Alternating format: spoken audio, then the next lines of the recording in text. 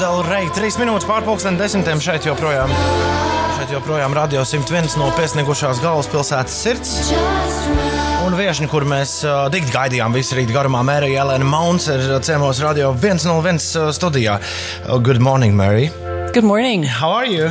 Oh, I'm very delighted to be here in Riga. You're from Montana, so I already found that out. And you said that the weather is absolutely the same where you come from. Very much the same. Okay, so welcome to Riga, and I hope you feel like home. Oh, thank you. And well, first of all, tell us about Mērija Montessori, like in 140 characters, if you can. Okay. Who was she? How she started, and why she thought that something has to be changed in educational system?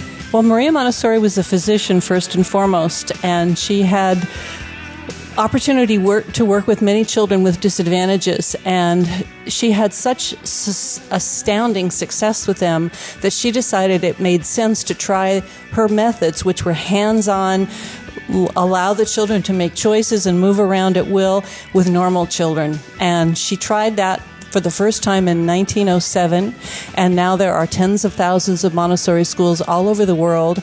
She was nominated for the Nobel Peace Prize 3 times because she understood the unlimited potential within children that can be set free under the right conditions. I know about you that you have worked with Elizabeth Kaspari, and she was a student and personal friend of Mērija Montessori. That's correct. But what's written on your card? You are a Montessori trainee? Yes. I started my Montessori career in 1971 with my training from an organization called AMI. I taught at the preschool level, and then I went to Italy and took my elementary training, and I've been teaching and running a very large private school with 250 children for about 25 years, and I've also been training teachers. So I have a website that tells all about it, www.ageofmontessori.org. People from all over the world who are fluent in English can take the training, a year of psychology and philosophy online, followed by practice, and then a full school year of student teaching. Okay, well, the Montessori thing is becoming really, really popular here, but always when I ask someone, what is it? They're saying, well, they're just like, they're thinking more about children, and they're trying to let them, well, tell me what it's all about, because I don't know much. Well, Montessori herself defined her system of education, and the true purposes of education is help to life. So we want to help life unfold its full potential. So rather than having children study a very specific amount of information each year, we create a beautiful prepared environment in which children are free to choose, follow their own passion, develop themselves. And each one of us is so unique, and we find that the children all learn to read and write. They learn to compute, but they also learn that they love learning because their inner directives, their inner desires to develop are also respected in the Montessori classroom. I started to go to school while Latvia was still in USSR, as a part of USSR, and then everything changed. But actually, the educational system more or less stayed the same. And only in recent years things have moved here. And well, some high schools, and for me that sounds already like a plan. They're doing modular education, and I think that's pretty wise. So why Montessori system is better than regular things? Oh, there's so many answers to that question. All right, let me paraphrase. I will ask, what's wrong with regular education system?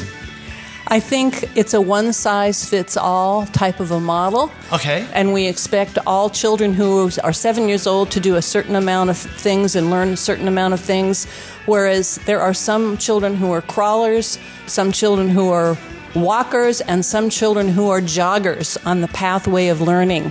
And we have mixed age groups in Montessori and choices of activities. Children all get there, but they get there sometimes at very different times.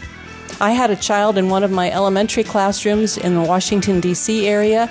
He was the world's foremost prodigy in math and physics, but his parents wanted him to be in a normal classroom so he could do all kinds of science experiments, read physics college level books on the weekends, but he still needed to learn grammar and still needed to learn some of the things the other kids were working on.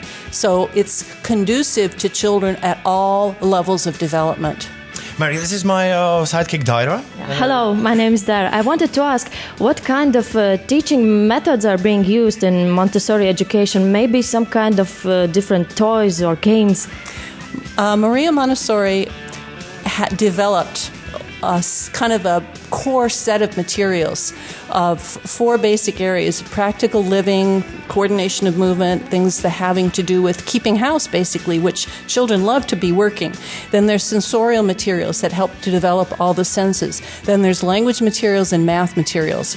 And these materials are still being selected by children all over the world during the periods of what she calls sensitive periods, when they're desirous and interested in doing these materials. So this basic body of materials is the same all over.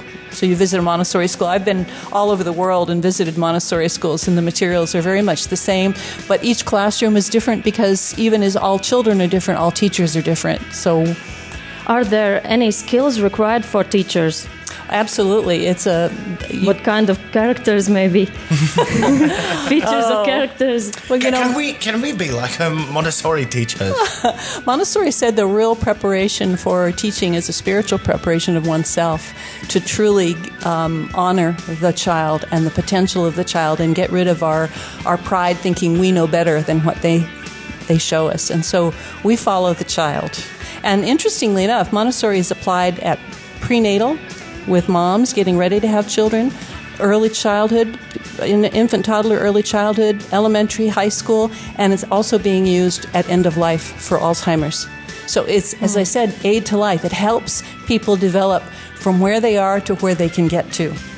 All right. Okay. What are you doing in Riga right now? Can anyone who's interested come and listen more about this thing? Absolutely. My friend Nina Stepanova has arranged for me to be here. I will be at the conference hall Citadella Saturday and Sunday at a Montessori conference, 2 full days on the subjects of infant-toddler development with my colleague Nancy McNabb, and I will be talking about early childhood education. The registration is still open. You can come to this conference hall at 9 a.m. on Saturday to register. Okay. And I'll be sharing lots and lots of slides and images of Montessori schools and from my heart what I believe are the most important pieces of the Montessori method and why it's successful around the world. Mērija Ellena, it's my pleasure to have you here. Thank you, Thomas. In Radio 101, and thank you very much, and have a good luck. Thank you. Thank you.